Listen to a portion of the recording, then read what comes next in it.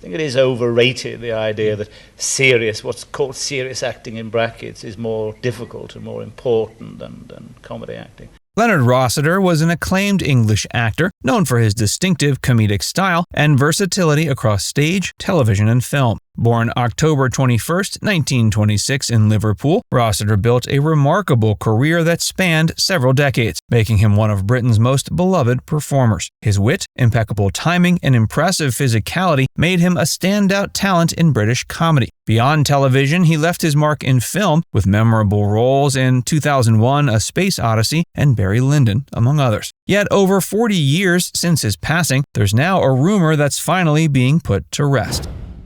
Life and career.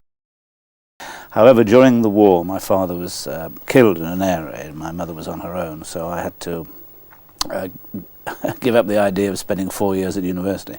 Leonard Rossiter was born into a working-class family, the son of John Rossiter, a barber, and Elizabeth Howell. His father died in a World War II air raid in 1942 when Leonard was 16. The tragic event had a profound impact on Rossiter, forcing him to grow up quickly and take on responsibilities that might otherwise have fallen to his father. Despite the hardships, Rossiter was a diligent student and attended the Liverpool Collegiate School, where he excelled academically. After leaving school, he initially pursued a career in insurance, working as a clerk, but his passion for acting gradually began to surface during this time. He joined an amateur dramatic society, which became his first serious foray into the world of performance. Encouraged by the positive reception to his early performances, Rossiter decided to pursue acting as a full-time career. His professional acting career began in the late 50s when he joined various repertory theater companies. His early stage work included performances in classic Shakespeare plays as well as contemporary pieces. It was during these formative years that he developed his distinctive style, marked by precise physicality, sharp timing, and an ability to convey complex emotions with subtlety. In the early 60s, he started making inroads in television and film. His breakthrough came with a series of small but memorable roles in British television dramas and comedies. His talent for combining humor with a sense of pathos quickly garnered attention. His career reached new heights in the 70s with two iconic television roles that defined his legacy. The first was Rigsby, the miserly, lecherous landlord in the ITV sitcom Rising Damp. Based on the stage play The Banana Box by Eric Chappell, Rising Damp was set in a rundown boarding house with Rossiter's Rigsby presiding over a colorful cast of tenants. Rigsby's character was defined by his penny-pinching ways, his inappropriate romantic advances, and his often misguided opinions. Rossiter's portrayal of Rigsby was a masterclass in physical comedy, with his expressive face and nuanced body language bringing the character to life. The show was immensely popular, and Rossiter's performance was widely praised. The second major role that cemented Rossiter's status as a television legend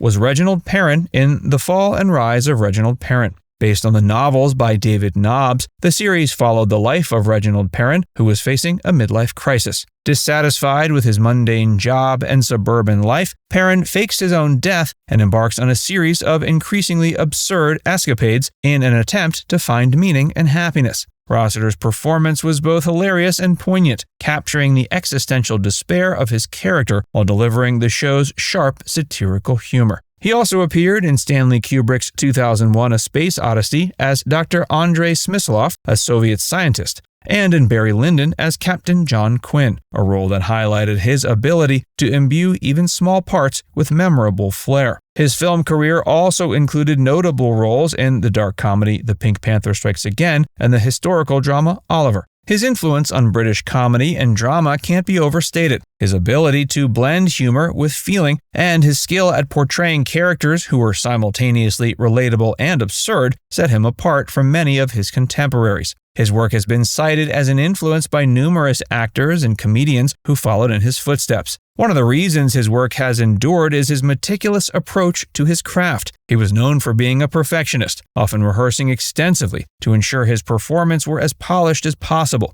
This dedication to his work resulted in performances that were not only funny but also deeply nuanced, allowing Rossiter to explore the complexities of his characters in ways that resonated with audiences. Rossiter's legacy continues to be celebrated through reruns of his classic shows, and his influence is evident in the work of many contemporary British comedians and actors. The themes explored in The Fall and Rise of Reginald Perrin, such as the absurdity of modern life and the search for meaning in a seemingly indifferent world, remain relevant today. Tragically, Leonard Rossiter's life was cut short when he died of a heart attack on October 5, 1984, at age 57. Despite his untimely death, Rossiter left behind a body of work that continues to be appreciated and admired. His performances in Rising Damp and The Fall and Rise of Reginald Perrin remain iconic, and his influence on British television and comedy endures. The Affair. It's things that have gone past. I hate sort of...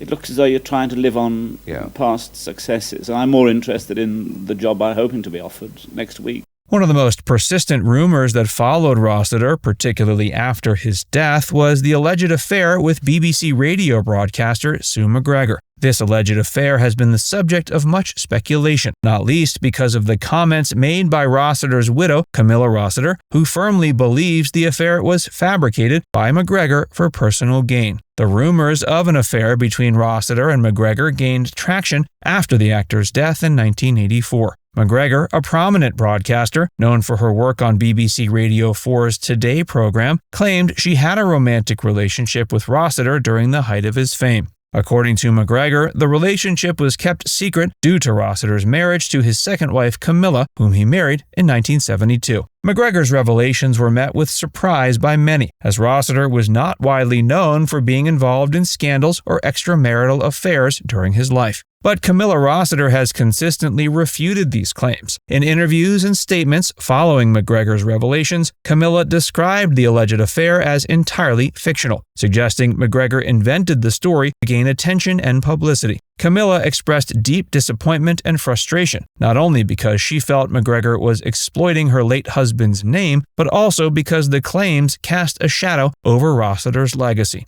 Camilla Rossiter's skepticism is rooted in her intimate knowledge of her husband's character and their relationship. She's often spoken about Rossiter's dedication to his work and his family, portraying him as a man who took his responsibilities seriously and was unlikely to engage in the sort of behavior described by McGregor. Camilla also pointed out the lack of concrete evidence supporting the affair, questioning why McGregor had chosen to reveal the alleged relationship only after Rossiter's death, when he was no longer able to defend himself. The controversy surrounding the alleged affair has led to a broader conversation about the nature of celebrity and the ethics of posthumous revelations. For many, Camilla's perspective highlights the potential harm that can be done when unverified claims are made about public figures who are no longer alive to respond. Camilla's stance is the affair was a fabrication, concocted by McGregor to garner media attention. She's maintained Rossiter was a faithful husband and the marriage was strong until his untimely death.